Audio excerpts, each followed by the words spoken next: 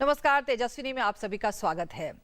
बुलंद इरादे हों, मजबूत इरादे हों तो फिर निशाना सही बैठता है। और ऐसी ही बुलंद इरादों वाली और सटीक निशाने लगाने वाली हमारी आज की तेजस्विनी है, जिन्होंने हाल ही में कॉमनवेल्थ खेलों में डबल ट्रैप शूटिंग प्रतियोगिता में गोल्ड मेडल अपने नाम किया। हमारी आज की तेजस्विनी श्रेयसी सिंह। हाल ही में संपन्न कॉमनवेल्थ खेलों में भारत की जिन बेटियों ने देश का परचम लहराया, उनमें एक नाम श्रेयसी सिंह का है। श्रेयसी को इस आयोजन में डबल ट्रैप प्रतियोगिता का गोल्ड मेडल मिला। देश के खेल इतिहास में श्रेयसी पहली महिला खिलाड़ी हैं जिन्हें डबल ट्रैप शूटिंग का गोल्ड मिला। इससे पहले इस पुरुष स्पर्धा में गोल्ड जीतने वाले महज कर्नल राज्यवर्धन सिंह राठौर रहे, जिन्हें 2006 में ओलंपिक का सिल्वर मेडल मिला था। श्रेयसी कर्नल राठौर को अपना आइडियल मानती हैं और इन्होंने कर्नल राठौर से निशानेबाजी के गुर भी सीखे। भारत के लिए जहां श्रेयसी का गोल्ड मेडल ऐतिहासिक रहा, वहीं श्रेयसी के लिए भी इसकी खासी अहमियत है। श्रेयसी एक ऐसे परिवार से आती हैं जिसमें शूटिंग से लगाव पिछले 3 पीढ़ियों से रहा है। श्रेयसी के दादा और उसके बाद उनके पिता राइफल क्लब ऑफ इंडिया के अध्यक्ष रहे। 2014 के कॉमनवेल्थ गेम्स में श्रेयसी ने डबल ट्रैप प्रतियोगिता का सिल्वर मेडल जीता था। इसी साल एशियन गेम्स में श्रेयसी को ब्रॉन्ज मेडल हासिल हुआ था। श्रेयसी 61वीं राष्ट्रीय शूटिंग प्रतियोगिता की चैंपियन भी रह चुकी हैं। डबल ट्रैप शूटिंग में गोल्ड मेडल जीतने वाली पहली भारतीय महिला खिलाड़ी श्रेयसी सिंह हैं हमारी आज की तेजस्विनी। तो आइए मुलाकात करते हैं शूटिंग स्टार श्रेयसी सिंह से। बहुत बहुत स्वागत और बहुत बहुत बधाई आपको गोल्ड मेडल जीतने के लिए। Thank you. तो श्रेयसी, सटीक निशाना आप लगाती हैं और इस सटीक निशाने की बदौलत देश का मान आपने बढ़ाया है जी। ये बताइए कि जब गोल्ड मेडल मिलता है तो खिलाड़ी कैसा महसूस करता है? उस वक्त टॉप ऑफ द वर्ल्ड होता है वो? Definitely top of the world feeling होती है, लेकिन जब खिलाड़ी गोल्ड जीता है तो जब अपने देश का झंडा ऊपर जाता है और जब राष्ट्रगान बजता है तो वो फीलिंग में आज भी अगर बात करूँ तो मेरे रोंगटे कांप जाते हैं, because it is not something that one can experience. It is only there that you once you're there, you can experience this. You have this pride, this moment that is full of pride for your nation. And everybody for once is standing for you, and all the international athletes, they're standing there for your national anthem. It's a great feeling. अच्छा श्रेयसी, ये बताइए कि जब वो लम्हा आ जाता है जबकि आप बहुत करीब होते हैं और आप तो निशाना लगाती हैं, निशाने में तो कहते हैं 1 सेकंड में आप चूक सकते हैं जी। तो उस वक्त जो कहते हैं ना कि वो मेटल की नर्व्स, वो कहाँ से आती हैं? बहुत ट्रेनिंग करनी पड़ती है, कड़ी परिश्रम होता है। हम लोग एक्चुअली अपने ध्यान को केंद्रित करने के लिए काफ़ी मेडिटेशन करते हैं, काफ़ी फिजिकल स्ट्रेनुअस एक्टिविटीज़ करते हैं, ताकि जब हमारे हार्ट बीट इतने तेज मतलब फास्ट रेट पे चल रही हो, then also we are able to control our nerves.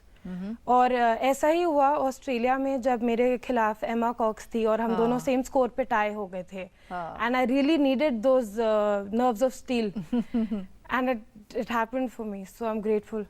तो उस वक्त जब बिल्कुल आप करीब होते हैं, आप अपनी मंजिल के करीब होते हैं, तो उस वक्त दिमाग में कुछ चल रहा होता है, कुछ सोच रहे होते हैं आप, या सिर्फ अर्जुन की तरह मछली की आंख दिख रही होती है? बहुत चीज़ें दिमाग में आ रही होती हैं, लेकिन एक जिस तरह की साधना हमने की है वो यही है कि निशाना नहीं चूकना चाहिए उस वक्त। तो जाहिर सी बात है कि निशाना आंखों के सामने रहता है, लेकिन दिमाग में काफ़ी चीज़ें आ रही होती हैं। लेकिन ये बहुत चैलेंजिंग बना देता है एक शूटर के परफॉर्मेंस को, क्योंकि यहाँ पे आपकी फिजिकल स्किल और मेंटल स्ट्रेंथ दोनों का मुकाबला होता है। अच्छा, ये बताइए कितनी तैयारी आपने की कॉमनवेल्थ खेलों से पहले? और जब ये तैयारी कर रहे होते हैं तो जाहिर है आप दुनिया से भी कट जाते हैं, क्योंकि आपका लक्ष्य जो है वो एक मेडल लाना और देश का मान बढ़ाना होता है। उस वक्त किस तरह की तैयारी की आपने? काफ़ी तैयारी होती है, क्योंकि हम सुबह रेंज पे जाते हैं तो वहाँ पे हम लंच टाइम तक वहाँ रहते हैं। मतलब करीब कितने घंटे हो गए? करीब 5-6 घंटे वहाँ रहते हैं। उसके बाद हम 1 घंटे का रेस्ट लेकर हम जिम जाते हैं, जहाँ पे हम अपनी फिजिकल प्रैक्टिस करते हैं। जब तक हम जिम से थक हार के वापस घर आते हैं तो सोशल लाइफ के लिए तो टाइम नहीं रहता है। बट हाँ, ये है, फैमिली का बहुत सपोर्ट रहा है मेरे साथ और मेरी फैमिली हमेशा मेरे साथ खड़ी रही है, तो उन्होंने कभी इस बात का कंप्लेन नहीं किया। लेकिन सुबह हम जल्दी शुरू करते हैं अपना दिन, तो 6-7 बजे वहाँ से शुरू होता है। दोपहर 1-2 बजे तक ट्रेनिंग ख़त्म होती है, जो स्किल ट्रेनिंग हम कहते हैं, जिसमें हम सिर्फ शूटिंग की तैयारी करते हैं। फिर हमारी फिजिकल फिटनेस आता है, और यदि किसी के पास टाइम हो या मन लगे तो फिर वो थोड़ा मेडिटेशन, योगा, ऐसी चीज़ें में अपना टाइम यूज़ करते हैं। अच्छा, डबल ट्रैप में आपने ये निशानेबाजी प्रतियोगिता जीती है। आप सिंगल ट्रैप और डबल ट्रैप की माहिर मानी जाती हैं। ये बताइए क्या फ़र्क होता है? मतलब हमें तो लगता है निशाना है तो निशाना है, पिस्टल से लगाओ, बंदूक से लगाओ, गोली लगनी चाहिए। क्या फ़र्क है, मुझे बताइए। काफ़ी फ़र्क होता है सिंगल ट्रैप और डबल ट्रैप में। सिंगल ट्रैप में सिर्फ एक टारगेट होता है, जो वेरियस एंगल्स 45 डिग्रीज तक का एंगल वेरिएशन होता है जिसमें जा सकता है, लेकिन आपके पास 2 कारतूस होते हैं उस एक टारगेट को मारने के लिए। डबल ट्रैप में अंतर ये होता है कि 2 टारगेट हैं और आपको साइमल्टेनियसली निशाना लेना है, एक और एक करके, और एक कारतूस रहता है दोनों को मारने के लिए। लेकिन ये टारगेट्स थोड़ा सीधे जा रहे होते हैं और थोड़े से स्पीड इनका स्लो होता है। So but both events have their own difficulties and no one is easy than the other. Okay, अच्छा ये बताइए श्रेयसी कि आपने निशानेबाजी को क्यों चुना, शूटिंग को आपने क्यों चुना? मतलब ये एक ऐसा स्पोर्ट है जो जब आप स्पोर्ट करना चाहते हैं एकदम से जहन में नहीं आता ना? आई थिंक कॉमनवेल्थ गेम्स के प्रदर्शन के बाद काफ़ी ये बदलाव आ चुका है लोगों के बीच में, क्योंकि अब बहुत लोग शूटर बनना चाहते हैं।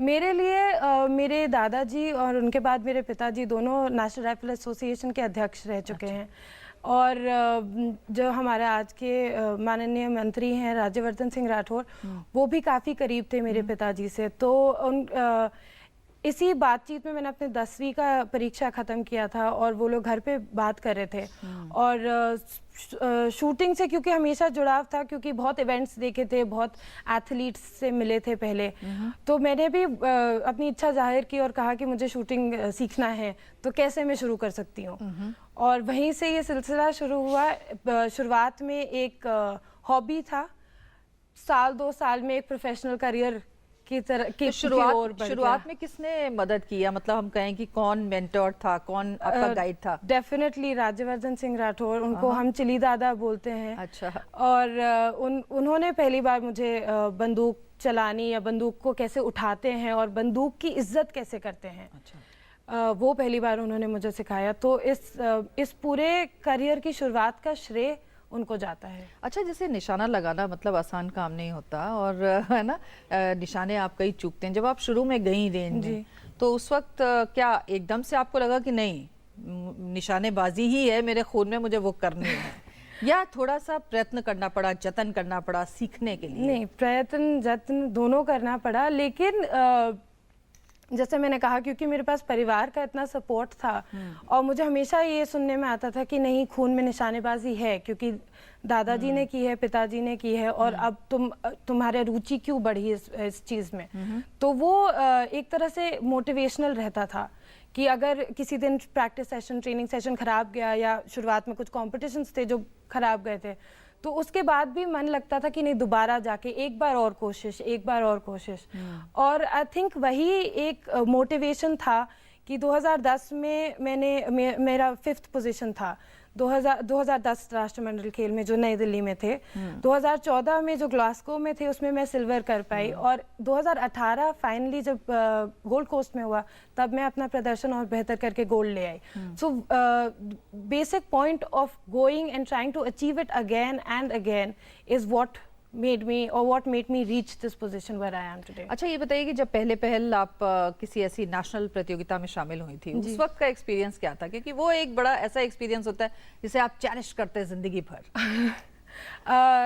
एक्चुअली बहुत डर लग रहा था। अच्छा। बिकॉज बंदूक होते हुए भी डर लग रहा था? बंदूक होते हुए भी बहुत डर लग रहा था, और सबसे ज़्यादा एक डर इसलिए भी था क्योंकि मेरे पिताजी और मेरा पूरा खानदान, अच्छा, उस सपोर्ट की वजह से वो लोग सब आए हुए थे देखने के लिए, और मैं उन्हें नहीं निराश करना चाहती थी जिससे कि मेरा प्रदर्शन खराब हो या जो भी। और साथ में कोचेस वगैरह भी थे, खुद का भी मन रहता है कि नहीं प्रदर्शन अच्छा हो, जो अब स्पोर्ट्स में रहने के बाद पता चला है कि नहीं, खिलाड़ी का मनोबल कभी भी गिरना नहीं चाहिए, प्रदर्शन जैसा भी हो। तो लेकिन उस वक्त थोड़ा बचपना भी था, तो पता नहीं था कि कंपटीशन से पहले कैसे खाना है। मुझे याद है आज भी, मैंने अपने जो पहला नेशनल चैंपियनशिप चलाया था उसमें मैंने ब्रेकफास्ट के लिए पराठे खा लिए थे आलू के। अच्छा। और मुझे पहले राउंड में बहुत ऐसे नींद आ रही थी, हल्का ड्राउजी लग रहा था, तो मैंने अपने कोच को बताया कि सर थोड़ी नींद आ रही है, तो उन्होंने बताया फिर कि ब्रेकफास्ट के लिए क्या खाया, and instead of having some boiled egg, some cornflakes, something healthy like that, something energetic, I had aloo parathas. So that naturally the first round was not good, but thankfully हमारा जो प्रतियोगिता होती है वो पूरे दिन चलती है और हर थोड़ी देर बाद चलाना होता है, तो I was able to recover in the last 2 rounds, but that's the first national experience. तो जब उसके बाद आप दिल्ली कॉमनवेल्थ खेलों में जब आप शामिल हुए, उस वक्त क्या लग रहा था? क्या ये लग रहा था कि हाँ मैं कर पाऊंगी, या एक्चुअली उस वक्त आप थोड़ी डिस्टर्ब भी थी? जी बिल्कुल, जिंदगी ने बहुत ही अलग मोड़ लिया था।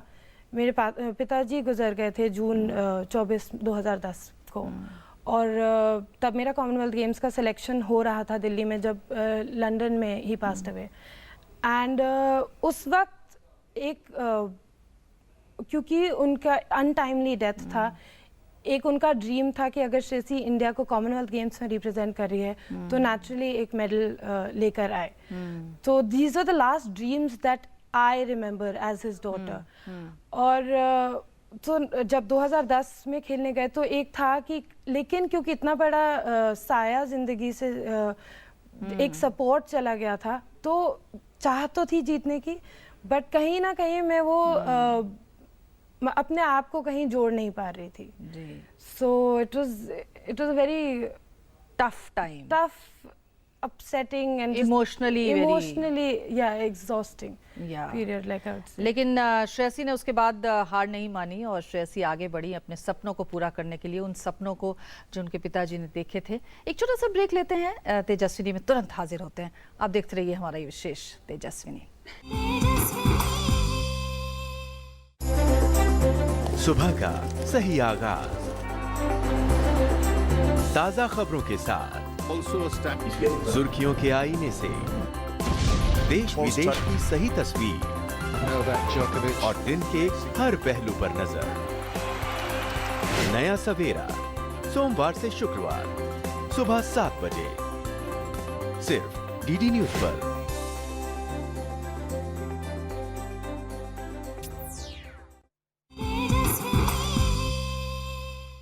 एक बार फिर से आपका स्वागत है तेजस्विनी में। आज हमारे साथ श्रेयसी है। तो श्रेयसी, जिस तरह से हम बात कर रहे थे, आपके परिवार की बात कर रहे थे, हम जानते हैं कि आप एक पॉलिटिकल परिवार से आते हैं। आपके पिताजी भी कई बार एमपी थे, फिर आपकी मदर भी एमपी थी, सांसद थी, तो मतलब राजनीति भी आपके खून में है।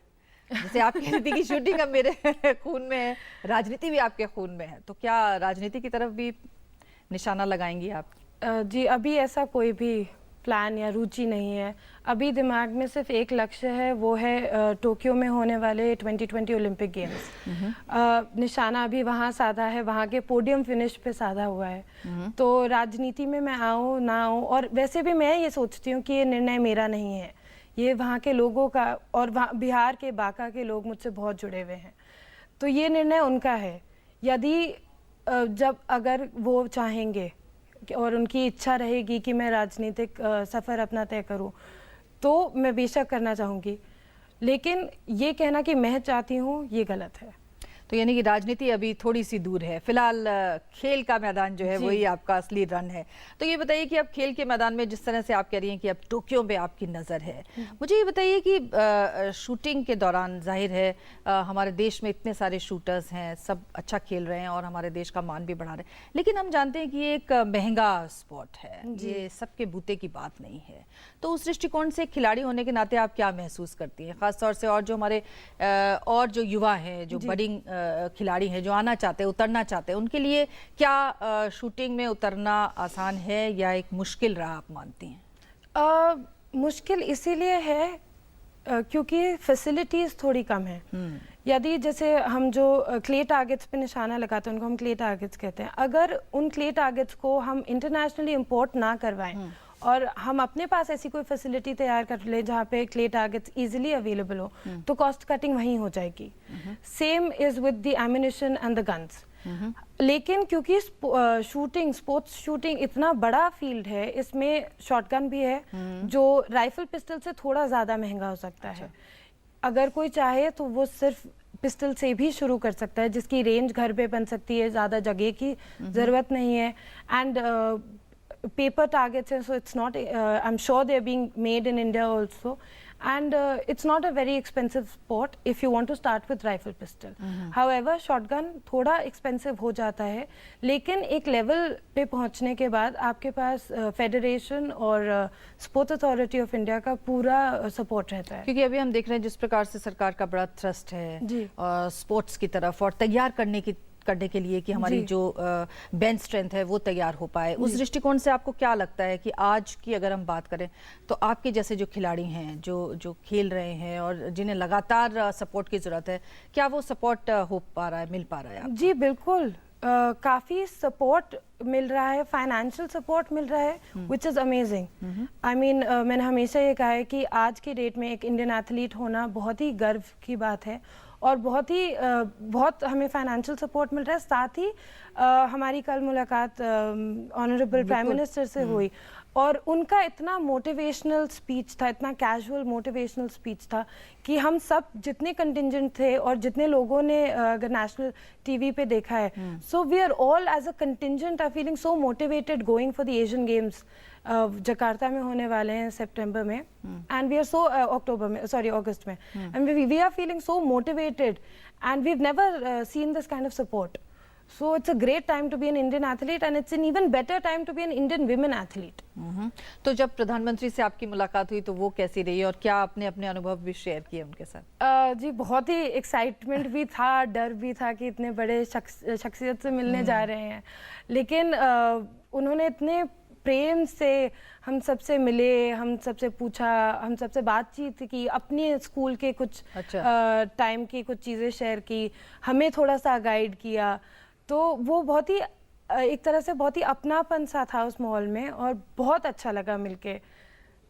तो ये जो प्रेरणा होती है ये कितना आगे ले जाती है, खास तौर से जैसे आपने कहा कि एक बहुत अच्छा टाइम है विमेन एथलीट के लिए भी. जी. तो एक विमेन एथलीट, क्योंकि कहते हैं कि महिलाओं को थोड़ी सी परेशानियां शायद ज़्यादा हो जाती हैं बीइंग वुमन, आप क्या महसूस करती है कि एक औरत के लिए आज किस प्रकार का खेल का मैदान है जिसमें उसका इंतज़ार हो रहा है? जी बिल्कुल, क्योंकि इंडियन विमेन, अगर मैं शूटर्स की बात करूँ तो Indian women athletes I mean shooters have won more medals than the men. And पहले होता था कि लड़की मतलब महिला खिलाड़ियों को कोई दिक्कत हो रही है, उनके कैंप्स नहीं सैंक्शन हो रहे हैं, बट शूटर्स में हमारे सारे सैंक्शंस होते हैं, हम सारे मेंस के साथ सारे कंपटीशन चलाते हैं. सो सारा सपोर्ट इक्वल है हमारे पास, इसीलिए एक विमेन एथलीट होना और आपको मतलब बहुत अच्छा एक रिस्पेक्ट मिलता है as a strong independent woman. When anybody from the outside the field meets you, they always come across as such a strong independent women, and that it's a great feeling. Just the feeling in itself is very nice. तो ये बताइए कि अब जबकि आप मतलब तैयारियों में जुटी हुई हैं, किस प्रकार की मेहनत और किस प्रकार की लगन की ज़रूरत पड़ती है और कितने घंटों का अभ्यास काफ़ी रहता है? वैसे तो अभ्यास तो कहते हैं जितना हो जाए उतना ही कम है, लेकिन फिर भी किस प्रकार का रूटीन आप फॉलो करते हैं? रूटीन जैसे मैंने बताया, सुबह उठकर कुछ लोग योगा करना पसंद करते हैं, मैं योग निद्रा करती हूँ. अच्छा, जो एक फॉर्म ऑफ मेडिटेशन है. अच्छा. और तो मैं सुबह उठ के योग निद्रा करती हूँ, फिर मैं तैयारी करके मतलब तैयार होके शूटिंग रेंज पहुँचती हूँ, जहाँ पे 5 से 6 घंटे का सफ़र घंटे निकलते हैं. उसके बाद 1-2 घंटे का रेस्ट के बाद हम अपने जिम जाते हैं, या कोई हाई परफॉर्मेंस एथलीट सेंटर में ट्रेन कर रहे हैं तो वहाँ पे जाके फंक्शनल ट्रेनिंग होती है. उसके बाद थोड़ा बहुत कुछ समय मिल गया तो आदमी शाम को बैठ के फिर से मेडिटेशन कर सकता है, वो मैं अभी इंक्लूड करने वाली हूँ. और ऐसे करके हमारा दिन ख़त्म होता है. हफ्ते में कम से कम 6 दिन हम ट्रेनिंग करते हैं, जब स्पेशली जब नेशनल कैंप्स होते हैं तो कुछ हफ्ते, पूरे हफ्ते हम ट्रेनिंग करते हैं. और इसके साथ के साथ हमें जो हमारा मेंटल सपोर्ट होता है वो बहुत इम्पोर्टेंट होता है. काफ़ी एथलीट स्पोर्ट्स साइकोलॉजिस्ट के साथ वर्क करते हैं. कुछ लोग को स्पोर्ट्स साइकोलॉजिस्ट की आवश्यकता नहीं होती है, लेकिन वो लोग चाहते हैं कि उनके पेरेंट्स, उनकी फैमिली सपोर्ट करे। Like for me, my family is my biggest. जैसे कि आपने कहा कि फैमिली की सपोर्ट, ये जी। बताइए कि जब आपकी मदर को पता चला कि इस तरह से गोल्ड मेडल मिला है, मेरी वो मदर what was- थी गोल्ड कोस्ट में मेरे साथ। अच्छा, वो थी साथ में, जी। तो उनको कितनी खुशी हो रही थी? और कहते हैं कि जब बच्चे को जीत के आते हैं तो हमेशा ये भी कहते हैं कि अब इसके बाद मुझे क्या मिलेगा। क्या आपने भी ऐसी कोई डिमांड रखी? बिल्कुल अब भी तो नहीं। मैं गोल्ड मेडल मिल गया, अब मुझे क्या मिलेगा? नहीं, एक्चुअली ऐसी कभी बात नहीं, क्योंकि मेरी बड़ी बहन मानसी और मेरी मदर, उन दोनों का इतना मेरे पूरे जर्नी के साथ उनका इतना जुड़ाव रहा है कि उनने मुझे हर उतार चढ़ाव से देखा है। और अब क्योंकि मेरे पास गोल्ड मेडल है तो कुछ पलट के मांगना कभी सोचा ही नहीं, कभी हमारी बात ही नहीं हुई, क्योंकि जो जितना सपोर्ट वो दे सकते थे, वो जब मैं गोल्ड मेडल नहीं जीती थी या कुछ कॉम्पिटिशन में खराब प्रदर्शन भी हुआ था, तो भी उनका प्यार और उनका सपोर्ट उतना ही था जितना आज गोल्ड मेडल जीतने के बाद है। मतलब माँ ने तो कभी ये नहीं कहा कि क्यों सिर्फ और सिर्फ शूटिंग में ही तवज्जो, क्योंकि लड़कियों से बहुत सारी और उम्मीदें भी परिवार वाले करने लगते हैं? नहीं, ऐसा मामा ने कभी नहीं जताया, और मैं इनफैक्ट मेरी सिस्टर ने भी कभी मुझसे ऐसी बात नहीं की। बट इसीलिए मैं अपने आप को बहुत ब्लेस्ड समझती हूँ कि मेरी फैमिली का इतना सपोर्ट है मेरे अच्छा साथ। श्रेयसी, ये बताइए कि जो ये प्रोग्राम देख रही हैं और ख़ास तौर से जो लड़कियां चाहती हैं कि हम भी खेल के मैदान में उतरें, भले ही शूटिंग में उतरें या किसी और में, उनको क्या टिप्स देना चाहेंगी आप विशेष तौर पर? अगर shooting as a career choose करना है तो हार्ड वर्क से नहीं बच सकते, क्योंकि शूटिंग एक बहुत ही मानसिक और शारीरिक परिश्रम की बहुत ज़रूरत होती है, और इन दोनों चीज़ों में अपने आप को तैयार करना, फिर आपके पास किसी और चीज़ का वक्त नहीं रहता है। तो अगर आप सोच रहे हैं कि आसान तरीका है तो बिल्कुल भी मत सोचेगा, क्योंकि हार्ड वर्क और determination is the key word for any successful shooters. बिल्कुल, मेरे ख्याल से मेहनत के बिना तो कुछ वैसे भी हासिल नहीं किया जा जी। सकता। ये बताइए श्रेयसी कि भविष्य में और क्या आपकी उम्मीदें और सपने हैं जिन्हें आप साथ के साथ पूरा करना चाहती? कौन सी ऐसी हॉबीज़ हैं जो आपकी हैं और आप चाहती हैं कि मैं उनमें भी कुछ करूँ, उनमें कुछ एक्सेल करूँ? हॉबीज तो एज सच कुछ नहीं है, बिकॉज जब शूटिंग शुरू की थी तो यही बहुत बड़ा हॉबी था, और इसको अब प्रोफेशनल करियर बना दिया है, तो मन इसी में बहुत लगता है। जहाँ तक अपने सपनों की बात करें तो जो ओलंपिक्स हो रहे हैं 2020 में, उसमें मैं टोक्यो में जाना चाहूँगी और अच्छा प्रदर्शन करना चाहती हूँ। हालांकि अभी हमारे पास 2018 में भी एशियन गेम्स और वर्ल्ड चैंपियनशिप्स हैं, जो काफ़ी इम्पोर्टेंट टूर्नामेंट्स हैं। तो 2-3 साल का तो प्लान मुझे अपने सामने शेड्यूल दिखाई दे रहा है। तो यानी कि शादी का प्लान अभी आपका नहीं है? नहीं। मुझे उम्मीद है कि आपके जो असली प्लान है, जो कि आप करना चाहती है देश के लिए, वो ज़रूर आप कर पाएंगी। हमारी शुभकामनाएं आपके साथ हैं। Thank you. बहुत बहुत शुक्रिया तेजस्विनी में हमारे साथ बात करने के लिए। Thank you. तो ये थी श्रेयसी सिंह, जिन्होंने ये ठान लिया है कि वो और निशाने लगाएंगी और देश का मान बढ़ाएंगी। अगले हफ्ते एक और तेजस्विनी के साथ आपकी मुलाकात कराएंगे। तब तक के लिए इजाजत दीजिए। नमस्कार।